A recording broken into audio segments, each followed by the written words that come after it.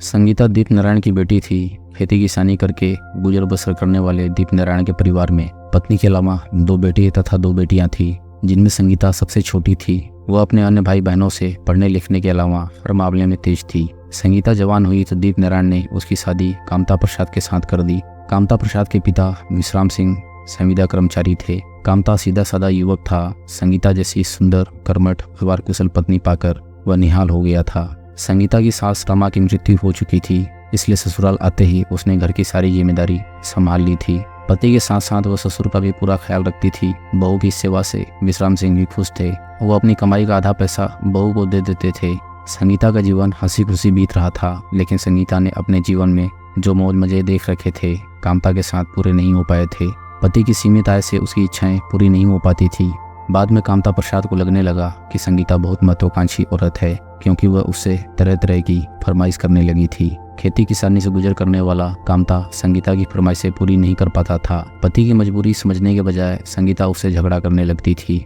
संगीता के इसी स्वभाव की वजह से दोनों के दाम्पत्य जीवन में कटुता आ गई थी। इन्हीं विषम परिस्थितियों में समय आगे खिसकता रहा। कामता का बचपन का दोस्त था विजय कुरी।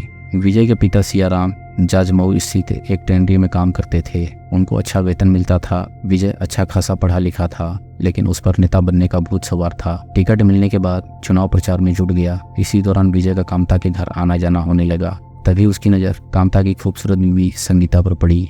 पहली नज़र में संगीता विजय के दिल में रच बस गई। चुनाव में संगीता व उसके पति कामता ने विजय का खूब प्रचार किया। उसी दौरान विजय और संगीता की नजदीकियां बढ़ती गई। संगीता भी विजय में दिलचस्पी लेने लगी थी। हालांकि विजय पार्षद का चुनाव हार गया था, लेकिन वह संगीता को जीतने में कामयाब हो गया था।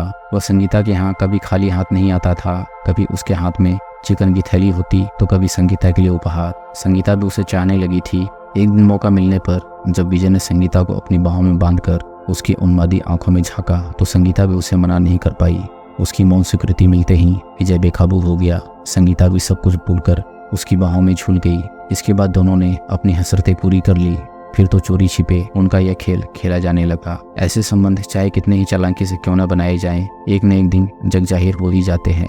धीरे धीरे विजय और संगीता के अवैध संबंधों को लेकर पास पड़ोस में तरह तरह की चर्चाएं होने लगी। जब इसकी भनक कामता को लगी तो उसे विश्वास ही नहीं हुआ। कामता ने इस बाबत संगीता से बात की तो वह तुनक कर बोली, विजय तुम्हारा दोस्त है, तुम ही उसके साथ महफिल जमाते हो। अगर तुम्हें शक है तो उसे घर आने को मना कर दो। संगीता, मैं तुम पर शक नहीं कर रहा हूँ, ऐसी बातें पास पड़ोस के लोग कह रहे हैं। कामता ने कहा, पड़ोसियों की बातों पर ध्यान मत दो, क्योंकि वे सब हमसे जलते हैं। विजय हमारी आर्थिक मदद करता है, हमारे छोटे मोटे काम भी कर देता है, इसलिए पड़ोसी कानाफूसी करते हैं और बदनाम कर रहे हैं। संगीता ने पति को समझाया। संगीता ने जिस संजीदगी से बात कही उस पर कामता ने सहज ही विश्वास कर लिया, पर उसके मन में शक का कीड़ा कुलबुलाता रहा। अतः वह संगीता व अपने दोस्त विजय पर कड़ी नजर रखने लगा। उसने विजय से कह भी दिया कि घर में तभी आए जब वह घर में मौजूद हो। विजय समझ गया कि कामता को उस पर शक हो गया है, अतः वह संगीता से मिलने में सावधानी बरतने लगा। लेकिन सावधानी के बावजूद एक दिन विश्राम सिंह ने बहू संगीता को विजय के साथ आपत्तिजनक स्थिति में देख लिया। उस रोज विश्राम सिंह ने घर में हंगामा खड़ा कर दिया। उन्होंने दोनों को खूब खरी खोटी सुनाई और विजय को अपमानित करके भगा दिया। शाम को जब कामता घर आया तो उसने बहू की करतूत उसे बताई। कामता को गुस्सा तो बहुत आया, लेकिन कुछ सोचने के बाद उसने संगीता को इज्जत का वास्ता देकर समझाया और सही रास्ते पर चलने की नसीहत दी। पति और ससुर की नसीहतों का संगीता पर कोई असर नहीं हुआ, क्योंकि संगीता के बहके कदम पतन की राह पर इतने आगे निकल चुके थे कि उसका लौटना मुश्किल था। विश्राम सिंह रिटायर केस्को कर्मी थे, अतः पूरे दिन घर पर ही रहते थे। वह भी बहू पर कड़ी नजर रखने लगे थे। कड़ी निगरानी से संगीता और विजय के मिलन में अड़चन पड़ने लगी थी। कई बार संगीता विजय को दरवाजे से ही लौटा चुकी थी। विश्राम सिंह के विरोध को कम करने के लिए विजय ने एक नया तरीका निकाला। वह जानता था कि विश्राम शराब के शौकीन है, अतः जब वह आता तो शराब की बोतल साथ लाता।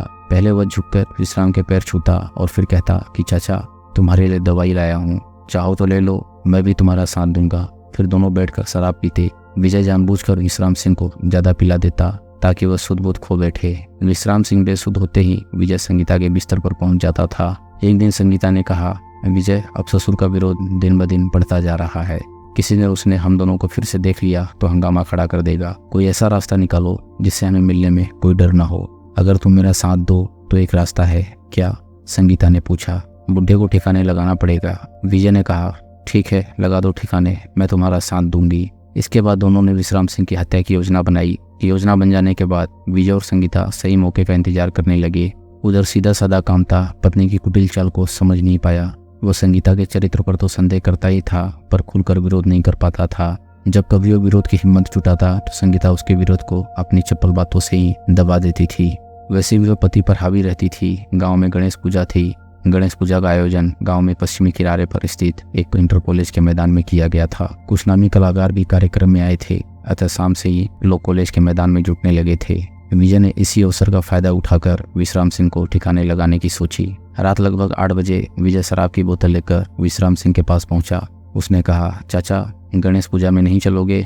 सुना है कि वहाँ कई नामी कलाकार आए हैं। सुना तो मैंने भी है, लेकिन मेरा शरीर टूट रहा है, मैं नहीं जा पाऊंगा। विश्राम सिंह ने कहा, चाचा बदन टूटने की दवा मैं साथ लाया हूँ, इसे पी लो, फिर बदन नहीं टूटेगा।